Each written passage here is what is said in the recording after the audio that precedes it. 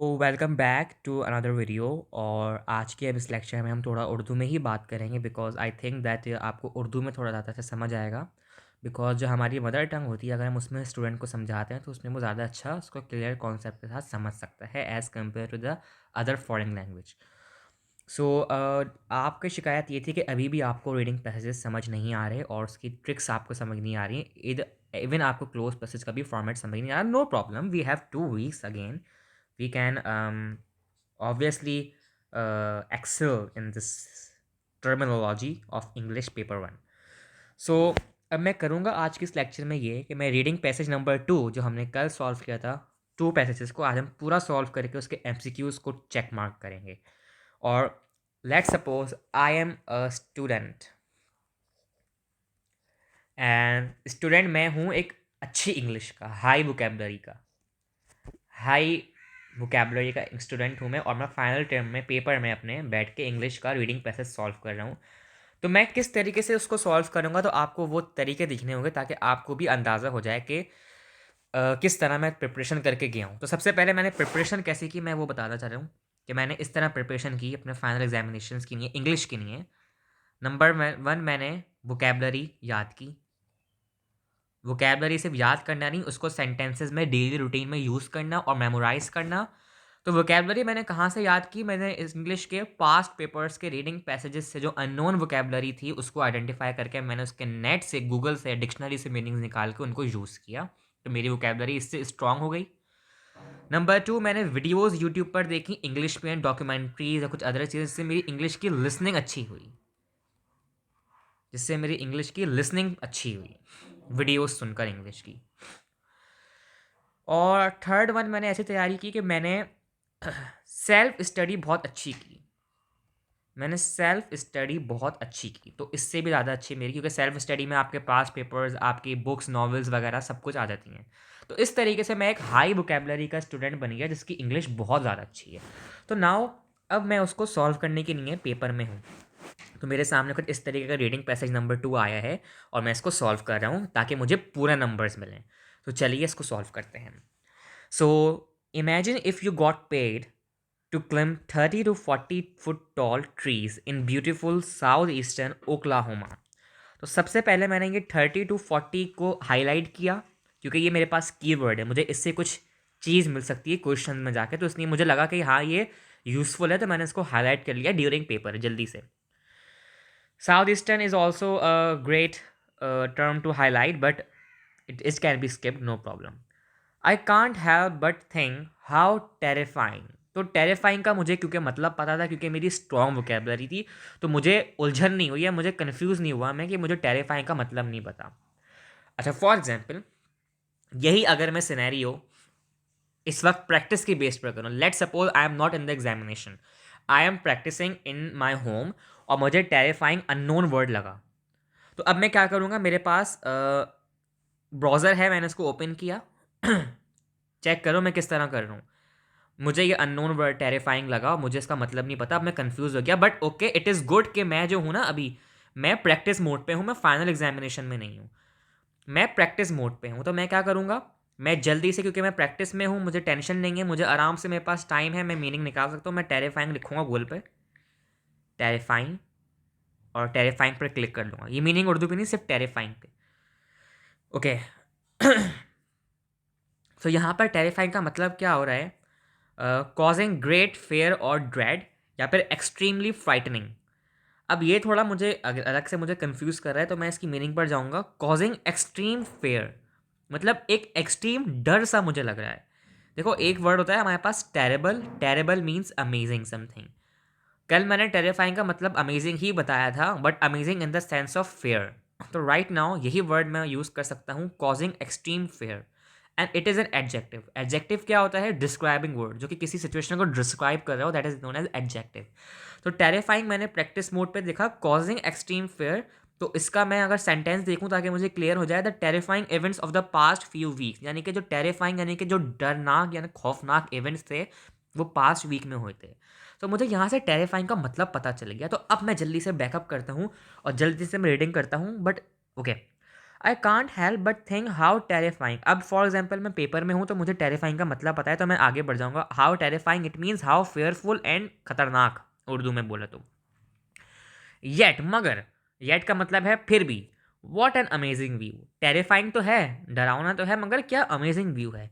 This is typical work for clay Barnes. Okay, this is amazing typical work for clay, आप इसको baldness कह सकते हैं। अब ये एक कोई फीचर है जो यहाँ पे हाईलाइट हुआ हुआ है, ये हमें नहीं पता। क्ले बार्नेस किसी चीज़ को कहते होंगे वहाँ पर, जिसको हम कहते हैं वाइल्ड लाइफ टेक्नीशियन। ओके, तो वहाँ पर वाइल्ड लाइफ टेक्नीशियन होते हैं, क्ले बार्नेस जिसको कहते हैं, who monitors one of Oklahoma's which is the American state, क्योंकि हमने ओक्लाहोमा का मीनिंग यहाँ से चेक कर लिया है, it is a state in north America. Endangered species the red कॉकेट would packer. Endangered species होती हैं जिनका नाम होता है द रेड कॉकेट वुड पैकर। अब इंडेंजर्ड का मुझे मतलब नहीं पता, क्योंकि मैं अभी प्रैक्टिस मोड पर हूँ, तो मैं दोबारा से अपना ब्राउज़र ऑन कर सकता हूँ। आपके पास मोबाइल भी हो, कुछ भी हो, what ever you have, you can go on Google again. तो इस तरीके से आपकी वोकेबलरी अच्छी हो सकती है, आप हर वर्ड का मीनिंग खुद सर्च करके जो है। Okay, so we have in endangered animals को आप सर्च कर लो। ओके, सो इंडेंजर्ड एनिमल्स तो सर्च हो जाएंगे, मगर इंडेंजर्ड का मतलब क्या है मुझे वो फाइंड आउट करना है, तो मैं जल्दी से गूगल पर जाऊंगा। Of a species seriously at a risk of extension. ऐसी स्पीशीज है, ऐसी जानवरों की नस्ल जो कि सीरियसली रिस्क में हो एक्सटेंशन यानी कि तबाह हो जाने पर। एक्सटेंशन मीन्स तबाह हो जाना। तो तबाह हो जाने वाली जो स्पीशीज हैं यहाँ पर ओक्लाहोमा में आपके पास, तो वो आपके पास होती हैं द रेड कॉकेड वुड पैकर। तो वो हम ओक्लाहोमा में इस वक्त अज्यूम कर रहे हैं कि these are the endangered species. तो यहाँ से मुझे फर्स्ट पैसेज का तो एक आइडिया मिल गया।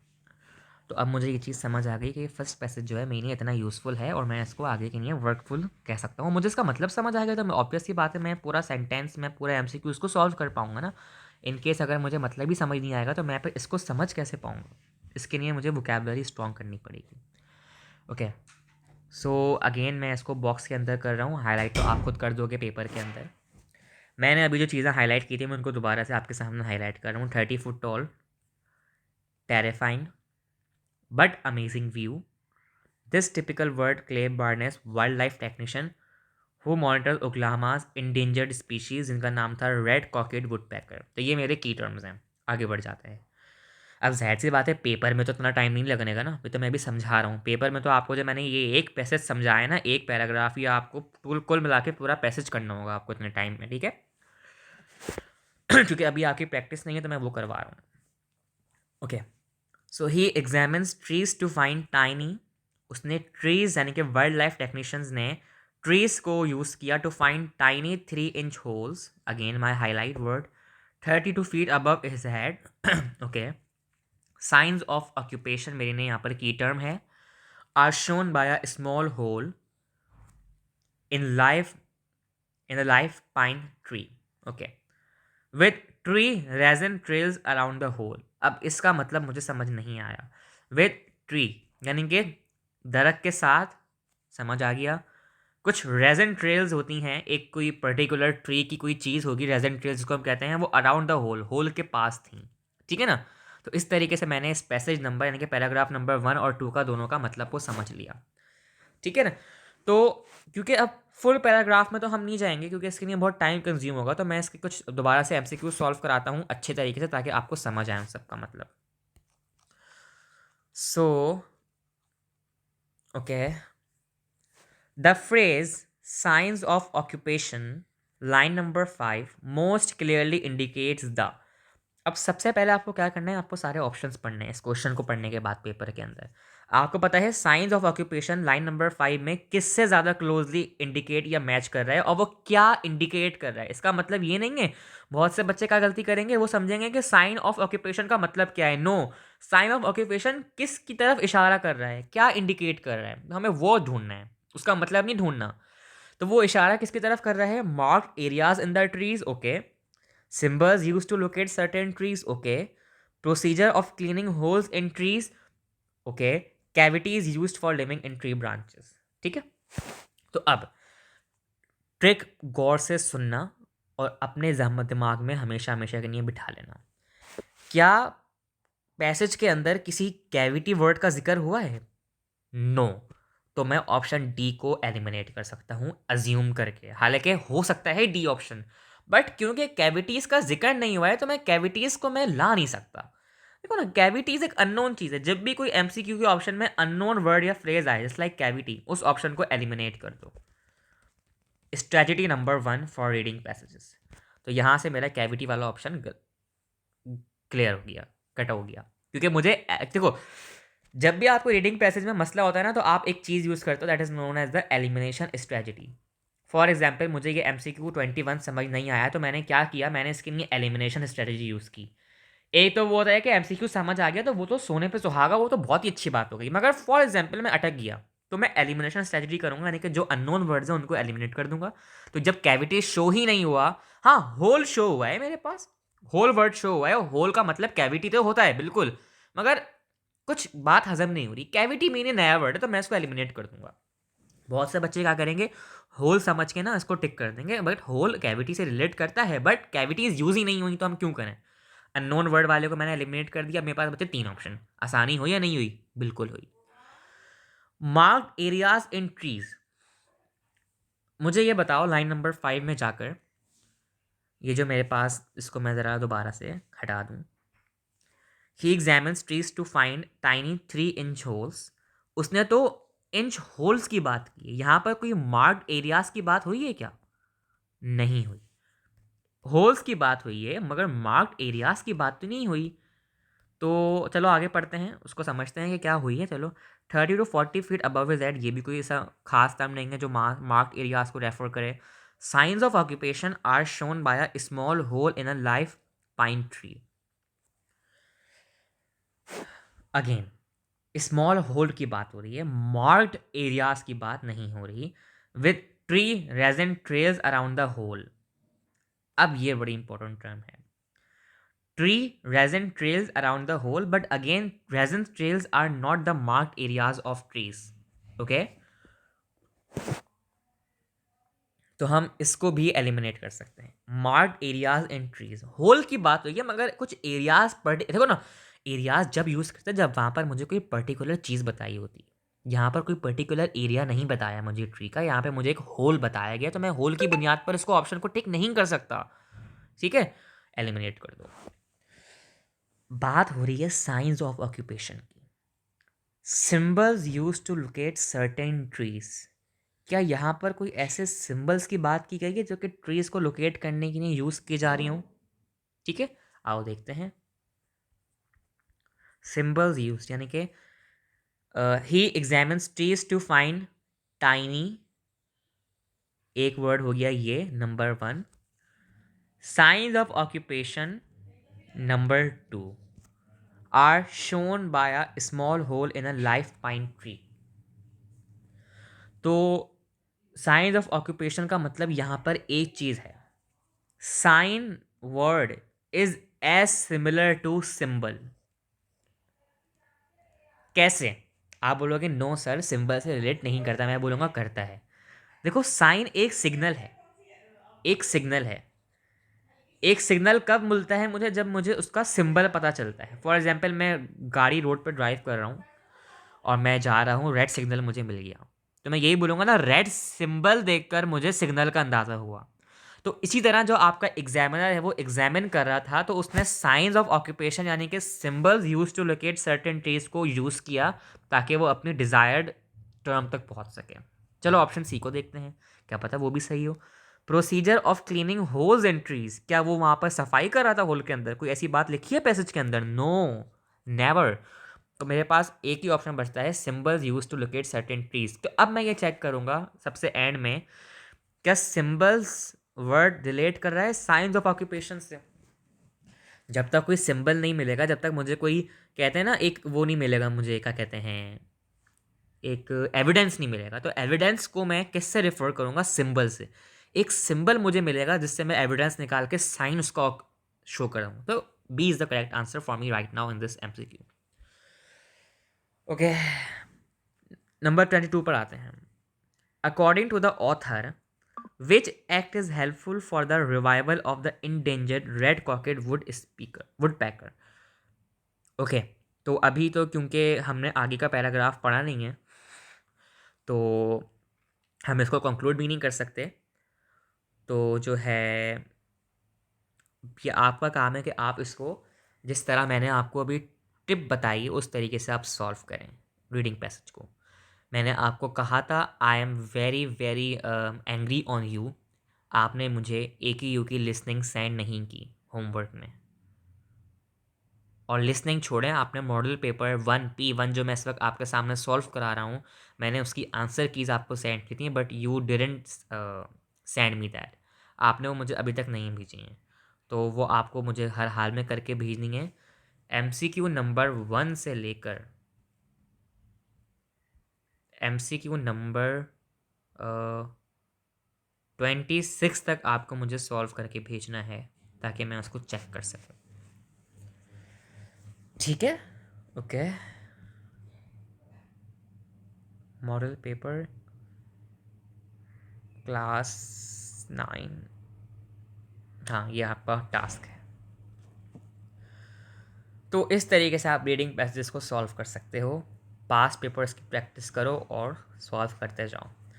अगेन हम आते हैं क्लोज पैसेज के ऊपर। क्लोज पैसेज शायद आपको कल फिर समझ नहीं आया होगा, तो अब मैं उसको एक अच्छी ट्रिक के साथ समझाता हूँ। पहली भी 10 दफ़ा समझा चुका हूँ यार, दोबारा समझा दूँगा, मसला नहीं है। क्लोज पैसेज सेक्शन के लिए आपको नंबर 1 टेंस को आइडेंटिफाई करना होता है पैसेज का। नंबर 2 आपको उसकी टोन आइडेंटिफाई करनी होती है। नंबर 3 आपको उसका जो है क्या कहते हैं, prepositions यानी कि of with preposition to article a and the articles, और आपको उसमें हाँ ये सब चीज़ें आपको याद होनी चाहिए क्लोज पैसेज के लिए, ताकि आप उसको फुल नंबर के साथ अटेन कर सकें।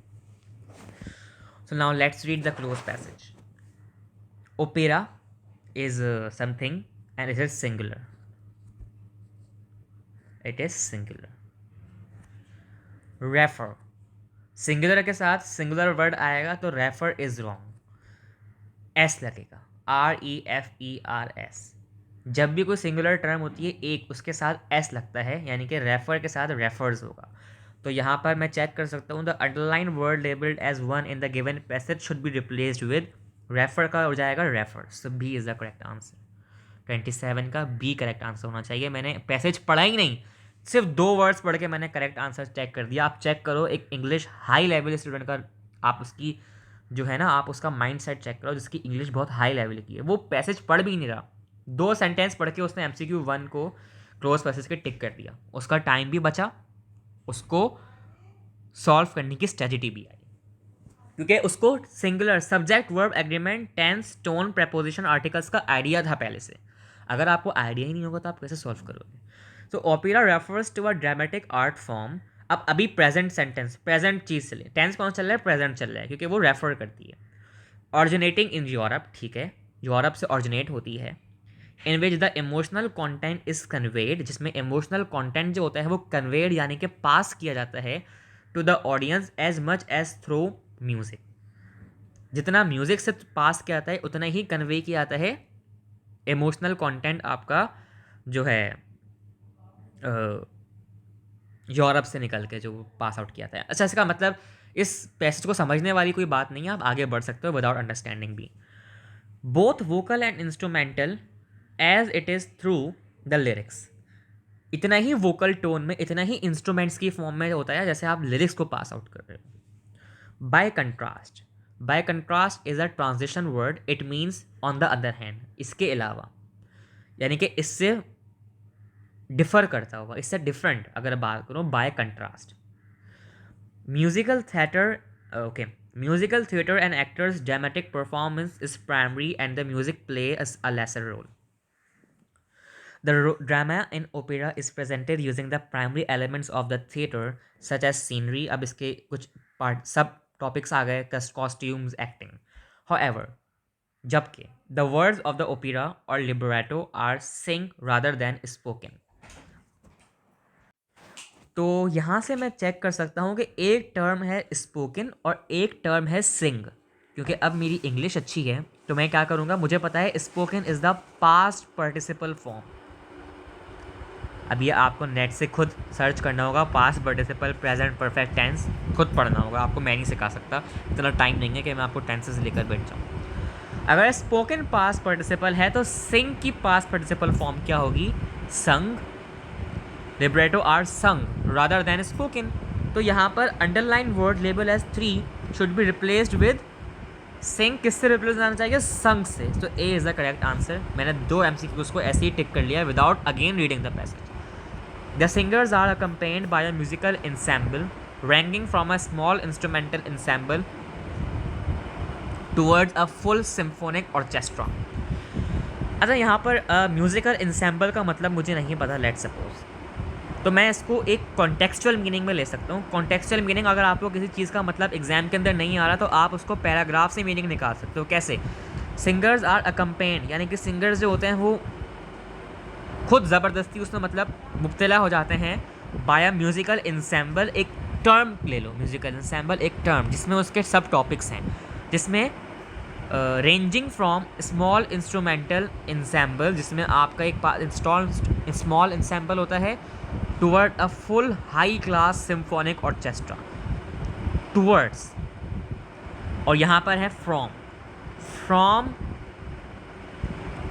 टूवर्ड ज़्यादा अच्छा वर्ड है, फ्रॉम से लेकर टूवर्ड्स, या फिर फ्रॉम टू ज़्यादा अच्छा वर्ड है। ऑब्वियस फ्रॉम से लेकर टू तक ज़्यादा अच्छा सूटेबल है, from instrumental to symphonic orchestra. तो यहाँ पर the underline word label as 4, यानी कि towards, should be replaced with 2। तो 3 MCQs तो मैंने ऐसे ही सॉल्व कर लिए, बचा एक, आओ देख लेते हैं। 20 है, the preposition which is best suited fill blank number 2 is. कहाँ है blank number 2, this is. By contrast, अब यहाँ पर आपका जो है ना, आपका प्रपोजिशन काम आएगा, just like in MCQ number 30। By contrast, at musical theatre या फिर in musical theatre, at theatre या फिर इन थिएटर। देखो, जब भी कोई आपके पास जो कोई छोटी चीज़ होती है ना, उसके लिए आप क्या कहते हैं, या फिर कोई एक ऐसी चीज़ होती है यहाँ पर इवेंट्स परफॉर्म हो रहे होते हैं, जैसे कि एट द एयरपोर्ट, ठीक है ना, और आपके पास जो है एट द मार्केट, जिसमें आपके पास events in the form of verbally doing होते हैं, तो वहाँ पर आप एट यूज़ करते हैं। और जहाँ पर आप जो है एक स्टॉप वाली प्लेस होती है, जैसे कि इन द मॉल। मॉल के अंदर क्या है कि आप एक जगह के अंदर हो पर्टिकुलरली, मगर मॉल में आप जो हो ना, मतलब एक ब्रॉडर टर्म नहीं है, just like the musical theatre. At theatre यानी कि थिएटर के मतलब थिएटर के अंदर भी एट, और थिएटर के आसपास भी, मतलब यानी कि थिएटर के अंदर एट द थिएटर होता ही ड्रामेटिक परफॉर्मेंसेस हैं, ठीक है। तो एट द थिएटर, अगर आप म्यूजिकल को हटा दो, at theatre is the correct form preposition over here. So C is the correct answer. Check कर लो, इन थिएटर ज़्यादा अच्छा होगा या फिर at theatre. At theatre, theatre पे या थिएटर के अंदर या फिर थिएटर के आसपास या फिर थिएटर के अंदर होता ही ये चीज़, तो थिएटर एट द थिएटर, ठीक है ना, एट द होम, ठीक है ना, एट द होम, होम के अंदर होता ही यही है। तो थिएटर के अंदर एट द थिएटर होता ही ड्रामेटिक परफॉर्मेंसेस है। इन द थिएटर क्या होता, इन द थिएटर का मतलब ये होता है कि सिर्फ थिएटर के अंदर की बात हो रही है, मगर उसको पर्टिकुलरली ब्रॉडर टर्म देने के लिए मुझे इन के हटा के एट लगाना होगा, ताकि मैं ड्रामेटिक परफॉर्मेंसेस को बता सकूँ, क्योंकि वहाँ पर एक वर्ड परफॉर्म हो रहा है, ड्रामेटिक परफॉर्मेंस। तो eight the theatre suitable word, ठीक है ना। इन द स्विमिंग पूल तो ठीक वर्ड है, स्विमिंग पूल के अंदर, मगर एट द स्विमिंग पूल पे या फिर स्विमिंग पूल के आसपास कोई अच्छा वर्ड नहीं बन रहा, तो इसलिए मैं इन यूज़ करूँगा स्विमिंग पूल के लिए। बट थिएटर के अंदर क्योंकि वर्ड परफॉर्म हो रहा है और एक अच्छा ब्रॉडर व्यू देना है, तो at is the correct preposition and at the theatre is the correct. So we have done this cloze passage with the 10 stone preposition, article, singular, verb, agreement, इन सबको याद करते हुए। डोंट वरी, इंशाल्लाह कल हम फिर नेक्स्ट पेपर के ऊपर रीडिंग पैसेज नंबर 1 को और क्लोज पैसेज को डील करेंगे। सो इंशाल्लाह नेक्स्ट वीडियो में और अच्छे समझ आएगा।